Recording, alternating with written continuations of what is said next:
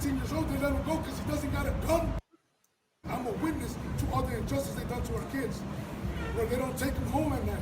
Instead, they kick him, they drop him, and frisk him. And then he's 15 years old, they let him go because he doesn't got a gun. No, take him home. Don't let somebody put a gun in his hand. How about that? Ask yourself that question every night, officer. How many kids you let go? Oh, he lied to me about his age. Well, find out. You doing a contact guard is not doing curfew arrest.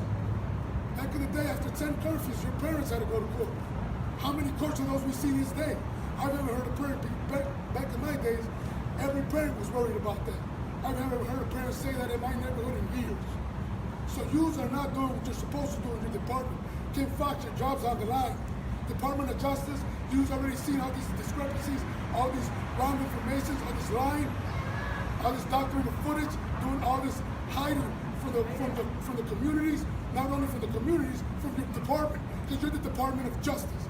You need to intervene already, lock up these mayors, lock up the officers, and hold all of them accountable from city to city, from state to state. Don't just start in Minnesota. Let's start in all states and find these officers accountable through law and through justice. Because your name is the Department of Justice and Department of Adam, the department of all these kids.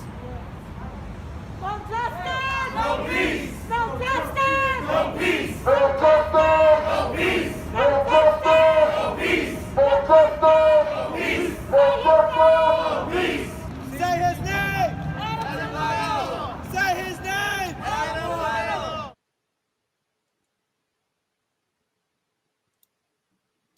Good evening, everyone, and welcome to Chicago Corner.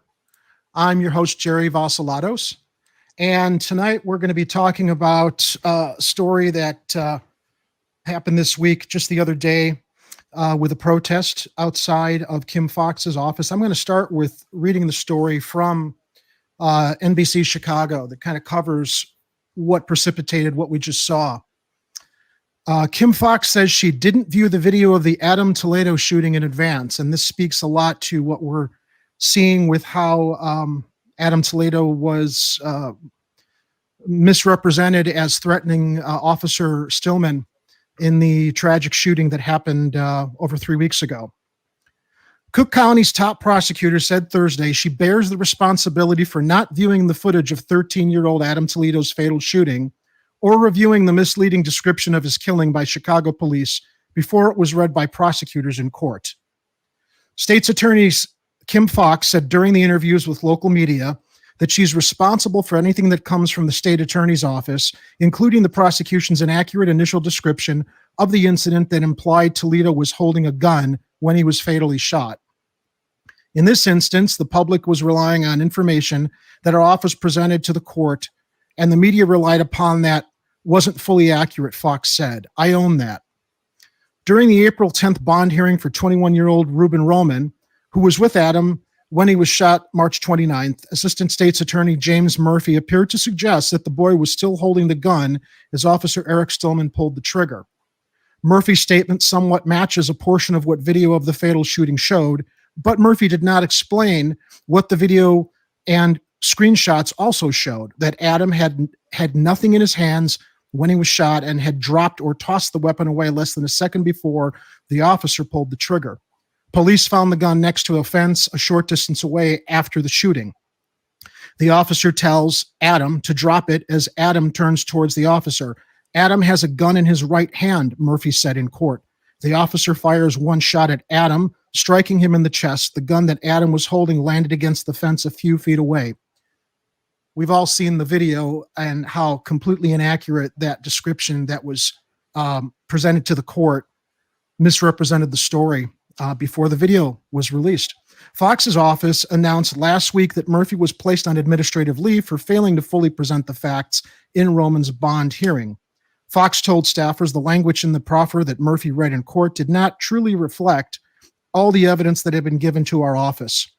Roman was arrested at the scene on misdemeanor charges of resisting or obstructing a peace officer. He was later charged with felony counts of child endangerment, aggravated unlawful use of a weapon, and reckless discharge of a firearm. Roman is now free on bond.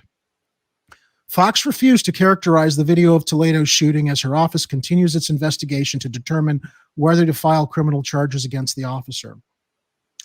A comment from social media on Facebook. The boy was wrong, okay, but police let the narrative that the kid pointed the gun at the officer and was shot all the way up till the day the video was to be released. How come nobody at CPD clarified that this wasn't the case before then? Why didn't the officer himself come out and say the description was inaccurate?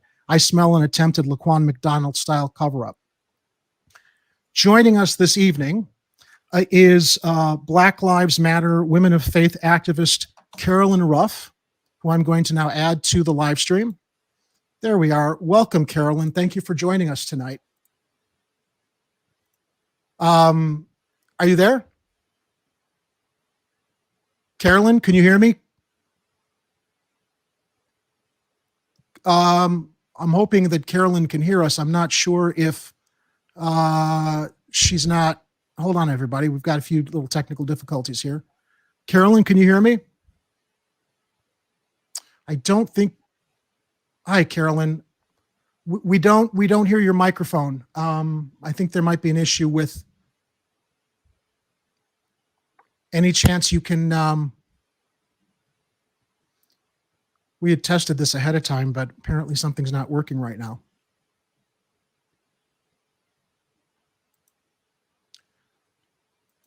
Carolyn, I'm not sure why we're not getting your microphone here.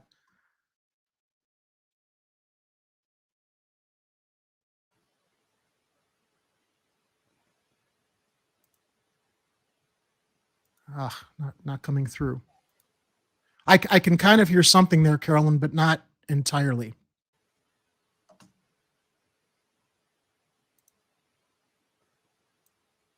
I can kind of hear something there, Carolyn, but not entirely.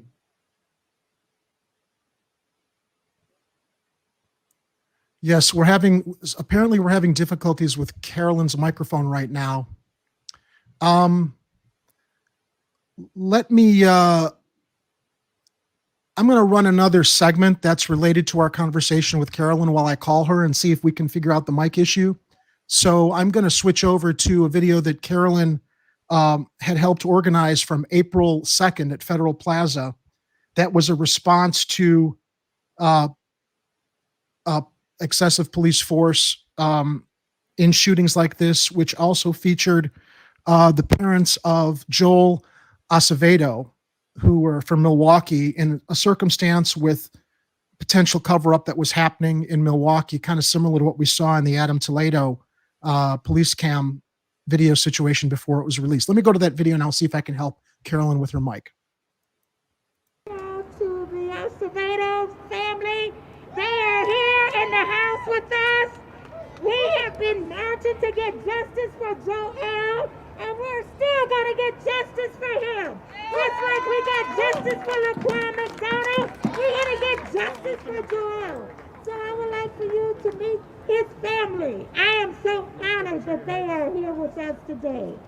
April 19, 2020, my son didn't come home. I woke up the next day on April 19th. He was asked to go to a party, a cop party, police officer that he knew, never made it home. This happened 7:28 in the morning. I guess a call went out to 911. I didn't find out until about 3:30, 4 o'clock in the evening myself, when I found out my son was in the hospital by me calling around, because I called everybody else. So between 7:25 in the morning or 7:28 in the morning to 3:30 in the afternoon, whatever Milwaukee police was doing during that time and the DA's office, they never contacted us or let us know that this was going on. So just to hear, finding out that my son was in the hospital, I had to ask the person 4 times. They gave him the first, last name, and his date of birth to finally start to kick in me that he's in the hospital. But I just want to tell you a little story about Joel. He loved people. He loved people. That's one thing I know. He was a part of the community he loved. to help the homeless, being a security guard, meeting these officers, and the fact that the same people he put his trust in were the same people that took his life away. It is a disgrace. It's a disgrace, and the fact that the DA's office that's supposed to be working for the people, they're working for themselves, for the city, to see what they can cover up. But I'm going to tell you now, I'm going to stand for what's right. I'm going to fight for my son. We are his voice. They put him down as he was a thief. He was going into the officers' pockets, and a fight broke out, but they still haven't said what he stole from the cop. This was a narrative that they put out. We stood quiet for a month and a half waiting for the DA's office to do what's right, and we never heard back. We did here and there, but we really did not hear back from the DA's office. Officer Mattioli was allowed to resign, knowing the FPC was ready to fire him. With benefits. The city lawyer told the FPC to turn Mattioli's case back to the MPD, and then they allowed him to resign. This is what our money is going to these tax. This is our money. We are tax-paying people that live in Milwaukee. Milwaukee is one of the most segregated cities throughout the United States. And we've been battling this. And it is time for us Hispanics, Asians, all race to come together and break this that the government has been doing to us for all these years. My brothers and sisters that's been suffering for all these years, I feel your pain, I know what it is. But as a father, feel my pain. And knowing that they can say whatever they want, but we have to stay quiet. Well, no, I am my son's voice. My wife is my son's voice. And we are going to fight for justice. I ask everybody here in Chicago, this is our hometown. We were born and raised here. We did not know what segregation was. We did not know what racist people are until we moved to Milwaukee. But I tell you now, I'm going to stand here as a man of faith, and I'm going to come and I declare a spiritual war against Milwaukee and all the corruption that's been going on in Milwaukee. They will not shut us up. I come against you in the name of Jesus Christ. He is my Savior. He is my Lord. He is my vindicator. He is the one I fall upon. He is the one I call upon. And He is the one I trust. It is hard as a parent to lose a son, a loving son, that really cared for the city and the community that he lived in. But he had a good and a strong, good heart. We donated his heart. There's somebody else that has it. We blessed that person. We asked, may God gift them with plenty of life. But I will tell you this, we will not stay quiet. We will not stay silent. We will come against this evil, demonic force that has been oppressing us, and it's going to come down like the walls of Jericho. I don't care if you're white. I don't care if you're black. I don't care if you're Asian. I don't care what nationality you are. But you know what? When we come together as one force, they can't stop us. They will not stop us. And this is what we need to do, is stand up for rights. It is rights for all. This country that was made, it was made off of all of our backs, all of our forefathers.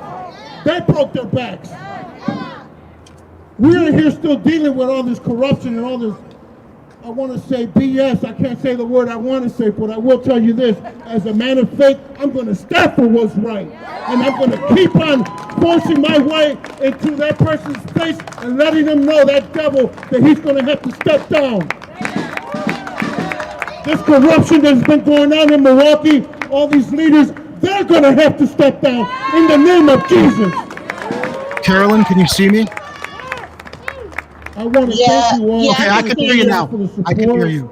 So, but you're just going to have to hold the phone up to yourself. We really need to pray for one another. Just hold it up. Yeah, hold it up so we can see you. There you go. You'll see when we come into the stream. We can hear you now. These are our judges. Am I holding it up okay? Officers, yes. So they can know when they step in front of the line that they're going to do the right thing, not the wrong thing, and stay quiet. They're good officers. So I could just, I hear the phone. Sounds good. The video's about to end, so let me get ready. The police officers that are good out there, open your mouths. Speak when your fellow officer is breaking the law. Do not stay quiet. God put you there to be a servant, to serve the city, to serve the people, not to serve yourself.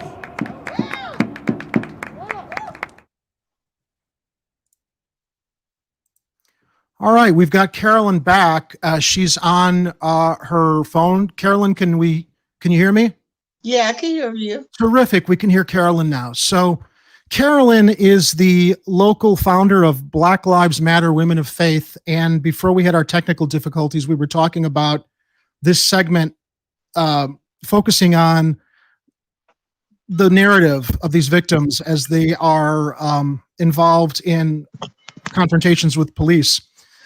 We just heard from Jose Acevedo, whose son Joel was killed by Milwaukee police officers in a subsequent cover-up. They're now seeking justice with facts not coming out in a timely manner, similar to what we're seeing with the Toledo case here in Chicago. And we had another incident this week where Alderman, one of our aldermen, Byron Sigjo Lopez, had a confrontation with Mayor Lightfoot in City Council. And I want to read this story as reported by Fran Spielman before we open the conversation with Carolyn. Lightfoot clashes with Hispanic alderman during resolution honoring Adam Toledo. Mayor Lori Lightfoot clashed with Alderman Byron Sigjo Lopez of the 25th Ward Wednesday and ruled him out of order during debate on a resolution honoring the life of 13-year-old Adam Toledo. What our community demands and deserves is more than prayers or platitudes, but action, Mayor Lightfoot, Sigjo Lopez told the mayor. We have a bill right now, and you know this very well, in the Committee on Public Safety empowering a civilian oversight panel to hire and fire the police superintendent and be the final arbiter on disputes over police policy. Lightfoot banged the gavel and interrupted Sigjo Lopez at the mere mention of a civilian oversight ordinance she promised to deliver in her first 108 days in office. Sir, you are now out of order. You are out of order. Mr. Clerk, please move on, the mayor said. Sigjo Lopez's microphone was promptly cut off as he continued to speak from the council floor. That's a tactic Mayor Richard J. Daley's administration famously used to silence independent Alderman Dick Simpson of the 44th nearly 50 years ago. Sir, out of respect for the chamber, lower your voices. We're proceeding with business, Lightfoot admonished Alderman as Sigjo Lopez continued to speak while aldermen talked to each other, apparently prompted by the clash. Wednesday's brief dust-up happened after the mayor agreed to suspend the rules and allow Little Village Alderman Michael Rodriguez of the 22nd to debate a resolution that was only being introduced, not voted on. Debate is supposed to be limited to matters the council is voting on, but Lightfoot allowed it because of the sensitivity of the matter. Ordinarily, this is simply referring ordinary matters to committee. This is not really the proper place to speak to this. You can certainly speak to it during the committee process. Rodriguez said he understood, but given the recency and the tragic nature of this occurrence, I wanted to briefly speak to this resolution. It'll be under a minute. I just want to raise up the situation as one that has been internationally recognized. When Lightfoot told him to keep it brief, Rodriguez read from the resolution expressing the city council's grief and sorrow at the police shooting that culminated in Toledo's death, et cetera, et cetera, et cetera. There's like a tone-deaf quality to what the prosecutor's office and Mayor Lightfoot seems to reflect, despite her coming out and commenting on the video earlier this week. Carolyn, I want to kind of turn it over to you and tell us, obviously we know what prompted the protest at Kim Foxx's office yesterday, but your organization has had a history of coming out and helping, get the word going, organizing people. I believe that you founded after the Laquan McDonald cover-up. you want to tell us a little bit about your organization's communication with Kim Foxx's officer? Was there communication prior to or after yesterday's protest?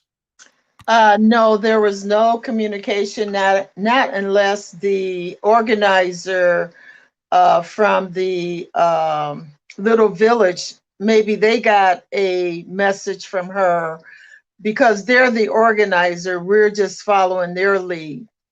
And so, but I haven't heard anything, and I've been strictly in communication with Christian and the other organizer.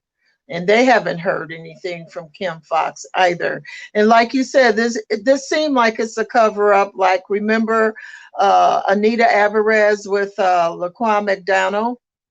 Well, basically, this is the same thing, you know, with Adam Toledo, you know. And so I you know, as Reverend Jackson could say, I smell a rat. You know, this is not smelling right. And I truly believe that she's covering up something that it will come out in the opening. Yeah, as we saw from her assistant prosecutor in court misstating the facts, you know, it's shocking that she claims now that they didn't see the video before going to court. I find that very difficult to believe. You don't go into court without knowing all the facts, and given the circumstances that they held that video for 2 weeks, I think a lot of people were wondering if there's no fault of the police. Why are they taking so long to release the video? And I think they were really trying to figure out how to spin this, you know, with the public's reaction to what we saw. What has been your organization's previous experiences with communicating with the Cook County Prosecutor's Office in other situations that you've been out protesting in regards to police escalation and police shootings like this? Well, in 2014, we started my organization called Black Lives Matter, Women of Faith. And that's how we really got started protesting to get justice for Laquan McDonald. I wear his button with me every day because I feel his spirit. And so once Jason Van Dyke was indicted, then, you know, when he had his hearing, we would go and be there just about every day. At least I would be there just about every day to represent Black Lives Matter, Women of Faith, along with other organizations like CPAC, social, I forgot the name of the other, PSL, that's the name of the other organization, and along with William Calloway. You know, he's really the person that came out with the video, and him and this other person, they both came out with the video of Laquan McDonald. So, like, it would have been like a George Floyd had not this video came out. You know what I'm saying? It was a cover up. So we started protesting. We protested. We would go to Rahm Emanuel's house. We would let him know that, you know, he's covering up Laquan McDonald video just to get back into office and stuff like that. So that's how we been fighting to get justice for the people that have been killed by the Chicago police. I think it's fairly evident that a big reason that our public officials are paying attention is because of the efforts of activist groups protesting and demanding for more accountability, especially in the case with the Laquan McDonald shooting. Obviously, there was also a Freedom of Information Act case that was filed because they didn't want to release the video, and it was because Rahm Emanuel was trying to keep it under wraps so he'd win re-election, which thankfully is, I think, what drove him from office, not running again. Right. Now, that brings us to Mayor Lightfoot, former prosecutor in police abuse cases. She ran on a platform of progressive reform, especially with the police department. She had actually recommended 3 years ago in an interview that we reevaluate police foot pursuit policies. I also want to mention, in reviewing the Toledo video body cam footage, previously we saw Officer Stillwell pushing what we thought was a civilian aside to catch up with young Adam. Turns out that was actually Ruben. He pushed Ruben aside to continue pursuing Adam. It's like, and apparently his partner was with him. I've mentioned previously, I don't understand why he ran into that alley without backup. Apparently, he did have his partner with him. And just for the record, that was Officer Karina Gallegos, who then detained and arrested Roman while Stillman continued down the alley into the confrontation with Adam. But yeah, you know, the mayor 3 years ago recommended that we take some of these policies that were being proposed in reevaluating and reforming police foot pursuit so that it would not only keep the officer a little bit safer, but bystanders or anybody that was around to de-escalate. I voted for Mayor Lightfoot. I believe you did also. I was looking at a previous interview that you did with our other host, Kit Cabello, for Hard Lens Media, where you expressed hope in the mayor's policies or what the mayor was going to do. How do you feel about what Mayor Lightfoot is doing and how she's handling the situation now that she's had 2 years into her term and we're not seeing any of those recommendations seriously considered as new policy? Exactly. Well, to me, I don't feel that, you know, she's doing what she ran on. You know, she's not transparency. She lied constantly. She was on Al Sharpton's show last week talking about Adam Toledo and how Chicago failed him. And, you know, I mean, it's like, this is what she's talking about, but she's not really doing anything to bring this officer or to indict this officer. And she's saying that they're waiting on further investigation. And I don't believe that's true. I think she and Kim Foxx could really indict this officer because, number one, he assassinated Adam. Adam complied with what he asked him to do. He complied. A 13-year-old child, you know, they're running. They don't know what they're running for. All they know that they're running from the police, you know. And I truly believe that this police could have talked Adam down. Oh, he did. It seems that he did.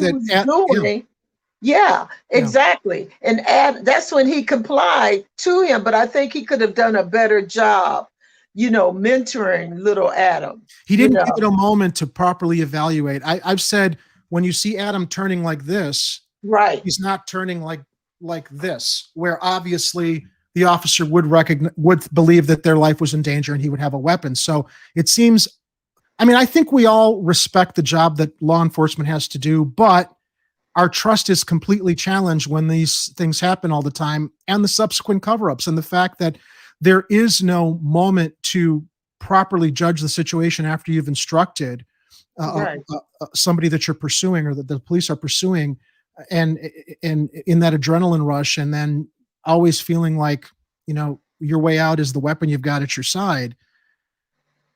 I don't know, Carolyn. I mean, it's every time I talk about this or see this video and reviewing it for, you know, our conversations about it, it breaks my heart. And I just don't understand why, after we're seeing this happen all the time, our elected officials are not simply just embracing the possibility of reforming things so that police are de-escalating things and that the public can learn that, to reestablish some kind of faith or bridge between the population and law enforcement. We were talking the other night on a show in regards to veterans who actively recommend that police officers in our streets adopt the policies that former soldiers in the field utilize, which is like, I forgot what the acronym was, but veterans have said if they're in the combat field and they just start shooting without evaluating a situation or trying to de-escalate or win the hearts and minds of the occupying of the country that they're engaged in, they'd be court-martialed, because you can't just run into a situation and start shooting people. And I want to give benefit of the doubt. I don't believe, at least from what I've read and his record, that Stillman had racist tendencies, as we saw with Van Dyke, as we saw with Chauvin. He clearly did not stop and evaluate this properly to avert a tragedy. What has been your organization's experiences in communicating with Mayor Lightfoot in regard to all of these issues that your activist group and other groups are out in the streets bringing attention to? Is she listening? Do you feel that she's responsive, or do you think it's just more and more talk? Before she became mayor, she and I, we used to communicate a lot because during the time that I was boycotting a store in Bronzeville called Misha, how I was attacked by the Chicago police, how they falsely accused me, put me in jail. I used to communicate with Lori constantly, and that's how I became really acquainted with her. And that's how I felt comfortable voting for her, for the next mayor, but since she's been mayor, she hasn't really reached out to me at all. She promised she would reach out to the women, but she have not reached out to us at all. What do you think? I mean, of course we can't read her mind, but what do you feel? Let's speculate. Do you think she was ever sincere about it? Or do you think that as she's now leading the city, that she doesn't seem to have a choice because she's got to represent the interests of law enforcement or the larger forces that are behind running the city? I think, I'm not saying that she has no interest in meeting with us, but she definitely have her plate full with this COVID-19. It's true. And she's been working very hard to save lives. So I think that took up most of her time, going into her second year. Now, we would see, what's going to take place now that they're trying to open up the city.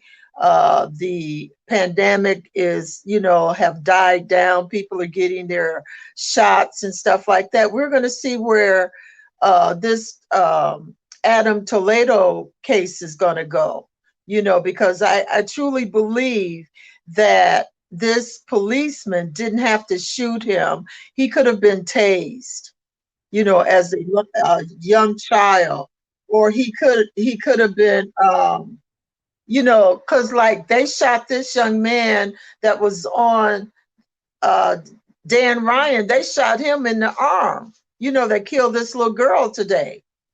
Oh boy! Did you hear of that? I briefly saw it. I was focusing on prepping for this show, and I did see there was an incident on the expressway. Yeah, they shot so they were able to. Well, please, you probably know more about it than I do. So can you share that with our audience? Yeah, they shot him twice. The person that shot the little girl, they shot twice. Yes. In fact, he was getting ready to once he jumped out, because I think he was getting ready to carjack another car, a family car that was waiting in traffic. And then that's when the police caught him, and they shot him in his arm. And I think they shot him in his leg or somewhere else. I'm not exactly sure where the second shot went, but he's in the hospital. He's not dead, And so I feel the same, that little Adam, he was only 13. He was just a baby. Yeah. He could have been tased. Yeah. But not really hard, just to bring the attention to him, to stop what he was doing as far as him running. But he did comply. Yeah. He was obedient. He was obedient to the officer, and he really didn't have to kill him like he killed him, and that's really sad. Like I said, it's another Laquan McDonald cover up, and the truth will come out. Can you tell us a little bit more about the organization you founded and how it works with other organizations in putting together protests to get the attention of our public officials? And what other efforts do your groups engage in to actively engage with our public officials, like Mayor Lightfoot's office or like Kim Foxx's office? Well, so far we haven't really had a meeting with either one of those people, but hopefully eventually we will.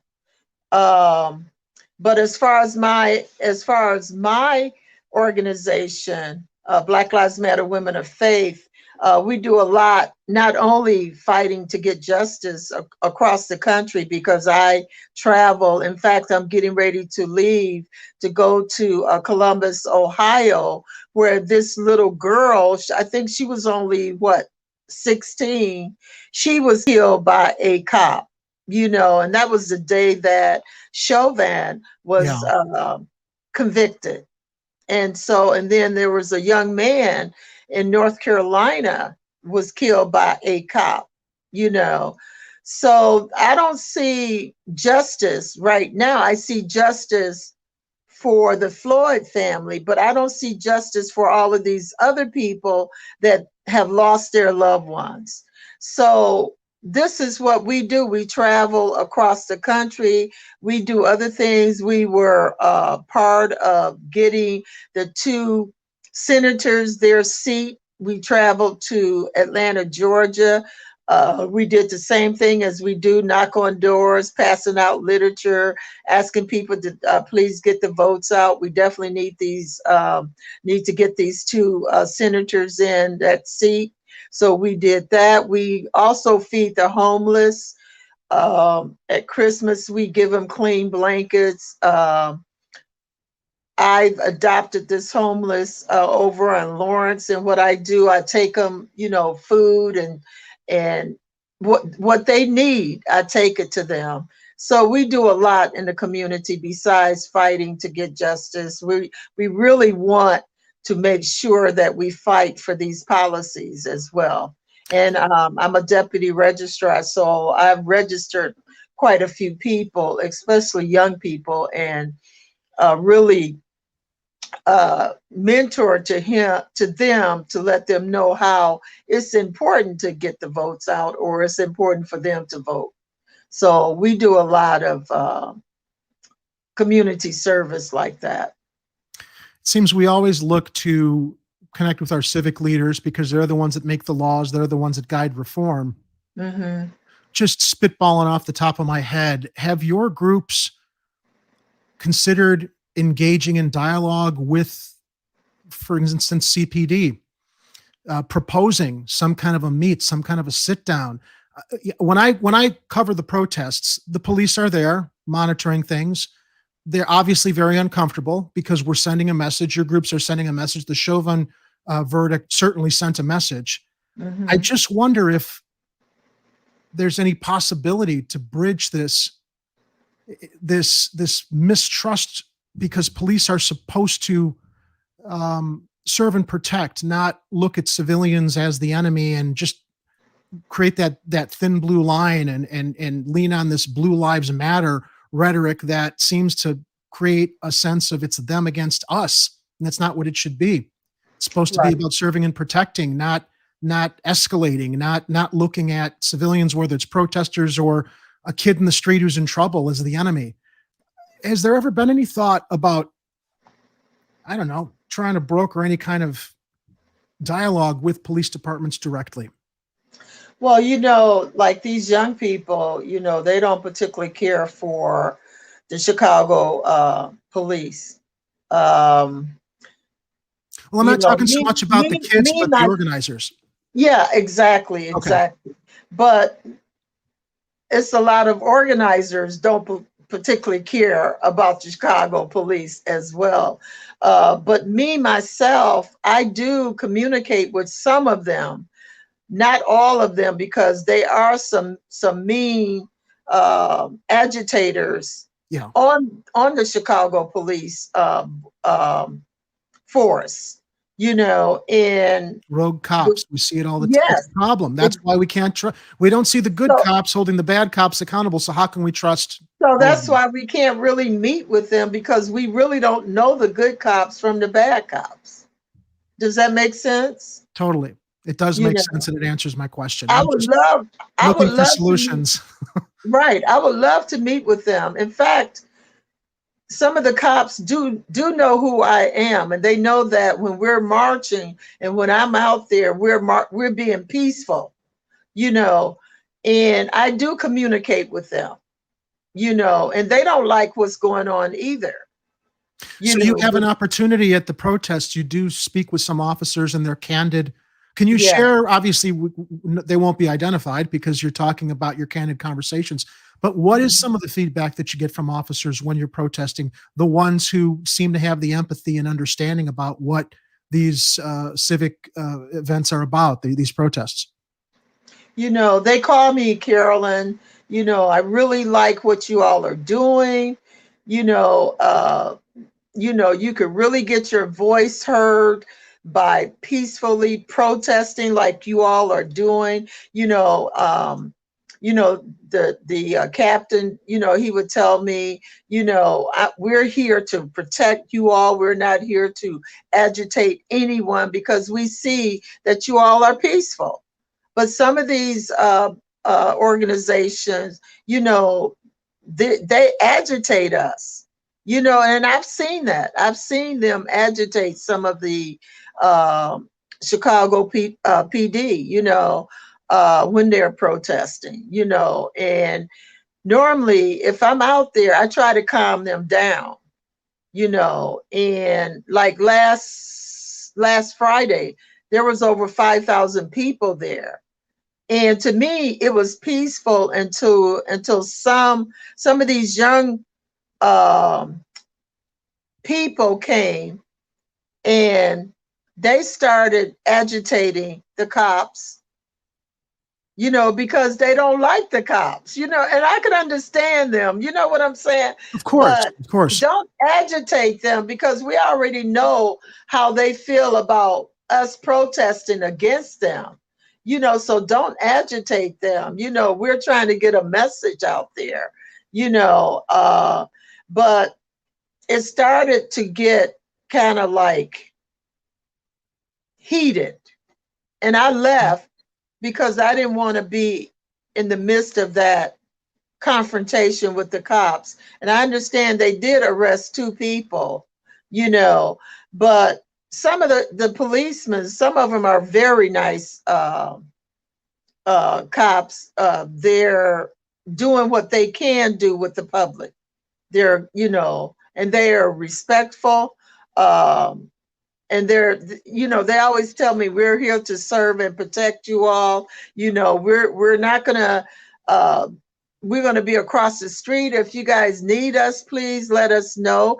And they don't really do anything. They just, when we're walking, they just stay on their bikes. They allow us to circle the intersection. They say nothing to us. And, you know, because we're peaceful. Yeah. One of the things I found very humbling about the April 2nd rally at Federal Plaza, where I first met you, was Jose Acevedo, Joel's father, speaking, and I believe he was the one who ended his speech, or maybe it was one of the other speakers that said a prayer, not just for those who've been killed, but the police department, for our law enforcement. You know, Right. trying to send a message, the families of victims sending a message that it isn't about directing hate at the police, it's about reforming the system. That's and true. holding rogue officers accountable and improving hiring practices and weeding out a lot of cops who've unfortunately proven to have racist tendencies, and look at this as an opportunity to be a bully with a badge that is unaccountable. That's what we saw in the Chauvin case.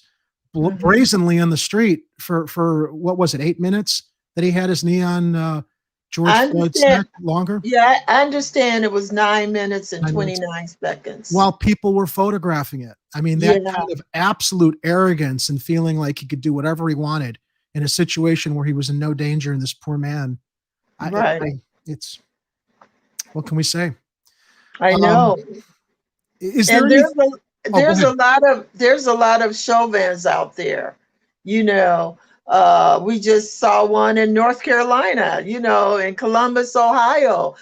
This is the third person that they've killed in Columbus, Ohio. One of them had his cell phone. The other one was in his own garage, you know, and then this young lady, she was only 16, you know, and so it's just, it's really sad. And I really pray that the Acevedos get their justice too, because their son life was squeezed out of him as well, you know, and they found him on the officer's lawn the next morning by a neighbor, you know. So it's really sad that, you know, we have to go through this in the 21st century. It's really sad. I'm forgetting the young man's name. I know his first name was Isaiah. He was a tutor. I'm trying to find his last name right now on social media, but another situation where he was walking down the street. He was wearing a, what do you call it? A hoodie? Not a hoodie. It was a mask, like a winter mask, one of those pullovers. And I guess he was moving back and forth, and they speculated later he was listening to music. And the police were called. And I know on the heels of the Chauvin verdict, they're talking about his family is waiting for justice because this kid was no threat. One of the gentlest souls. And same thing, you know, it's just, it's endless. It's hard. Yeah, this was in Rochester, right? Was it in Rochester? I think it is. I'm looking right now to see if I can find, because I want to be able to honor who he is, given what happened there. I'm seeing Isaiah Brown, another young man who was shot, but I don't think that that's the victim I was thinking about. But I'm sure there are members of our audience who remember what his name was. Anyway, someone in the live chat is saying, when does it end? When does this end? Trish Taylor. I don't know if they're talking about the live stream or the circumstances we're talking about. But how about the young man from Chicago when the cops, I think he was having a mental illness, and his family called the cops, and he was in the street. Remember that incident that happened during the winter? Carolyn, it is so hard to keep track when we're reading about this literally almost every week, every other week. And it numbs your head. It does. How much you're hearing about it. It really does. And the fact that after it happens over and over and over, and we're talking about reform, it seems so easy to start changing things if that was embraced. But it feels like the police department just doesn't want to be held accountable or retrain, or our civic leaders redirect money instead of building more police academies, training our officers properly. I think it's a beautician spends more time training than an officer does in de-escalation tactics. Exactly. I was told. So is there anything else you want to share with us about any upcoming events that your group will be organizing, or where you see things going forward? Well, like I said, I'll be headed to Columbus, Ohio next Friday. I'll be gone for that weekend to protest, and hopefully sometime in the summer we would have something in the name of Adam Toledo and all of the other people that have been brutally assassinated by these cops. Right now, we're still working on getting justice for Adams, getting this policeman arrested. And so that's going to take some time. Hopefully, by the time I come back, I would know something, you know, because I truly believe that he will be arrested eventually, you know, and we're holding Kim Foxx accountable. and we're holding the mayor accountable, that they get their acts together, as well as Cobra, because I don't understand how long it takes to do an investigation. You know, this is the same thing with Ann Jeanette, how they try to cover that up. Can you tell us a little bit about that case? Well, you know, they broke into her home, and she was, I think she was either just getting out of the shower Oh yeah, or I remember. whatever, but she was naked, you Right, know. yeah. I remember that. Thankfully that didn't end. It was horrific what happened. Thankfully it didn't end with the police shooting her. They made a mistake because they didn't get their facts right. Yeah, that's another crazy story. Right, exactly. And they tried to cover it up, you Yeah. know. She But had to it did- file a Freedom of Information Act, I think, because she wanted the public to know what happened, because it's very clear she's not the only person that kind of a mistake happens with.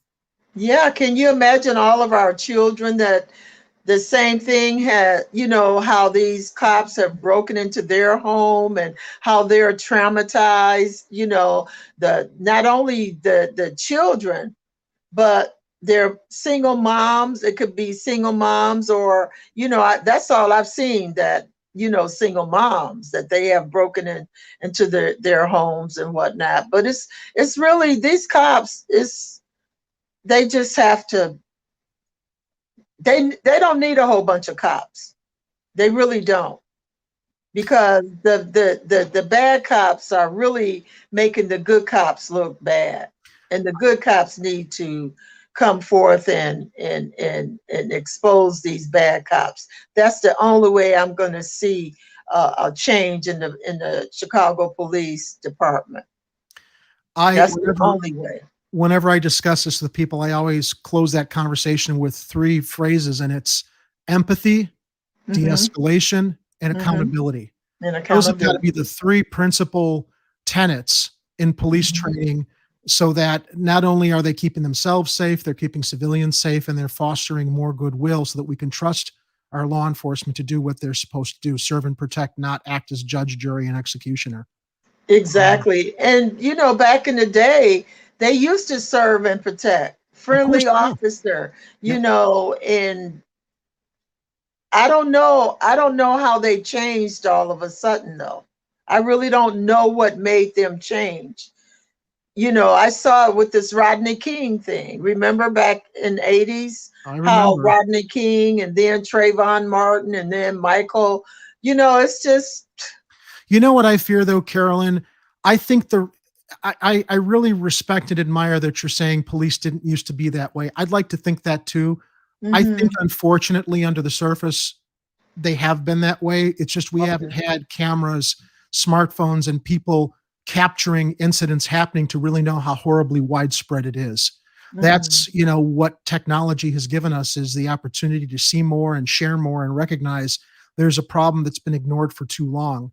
I always punctuate this. I have a lot of respect for law enforcement. When I was younger, I always thought it would be exciting to go into law enforcement to serve and protect.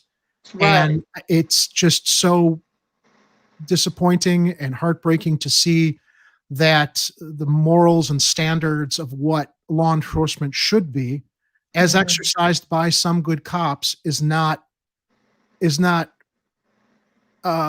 emphasized among all the ranks, where it always comes down to they fear for their lives. Exactly. I always mention this meme, and I'll have to figure out how to share it maybe in a future live stream, but it's a photograph of a police officer and a fireman. And the meme goes, both of these people understood the dangers of their job. Only one of them later claims they fear for their lives, implying firemen know the dangers of their job. They embrace it. They go into it. They do what they got to do. They don't use the excuse later, well, I didn't run in to save lives because I feared for my own, the way some police officers do. So I just think that law enforcement is a duty. It's a responsibility. It's a privilege to be able to protect people. And some of that is being lost amongst officers who just escalate and respond and only think about getting home safe that night themselves. As Jimmy Dore says in some of his conversations on his podcast, talking about police reform and police violence. Carolyn, I really want to thank you so much for joining us tonight. If people want to know more about Carolyn and her organization, I did link in our comments on YouTube a previous interview that Kit Cabello has done with Carolyn, speaking about her organization and what their mission statement is and her work in reform. Any last words you want to share with us, Carolyn? Well, if they would like to see me on Facebook, the things that I do each day, I usually put a post out there. They could go under Carolyn J. Ruff, or we have two Facebook groups, which is Black Lives Matter, Women of Faith, and our second page is Black Lives Matter, Men and Women of Faith. So anybody could join the group. They see everything that we do each day, and we would love to have you. I think we're going to be speaking with you again in the future. It was an absolute pleasure to have you on tonight and meet you and see the important work that your organization is doing. Thank you for joining us. And I'm Jerry Vassilatos saying good night, Chicago. Thank you for joining us tonight, everyone. Thank you. Good night. Good night.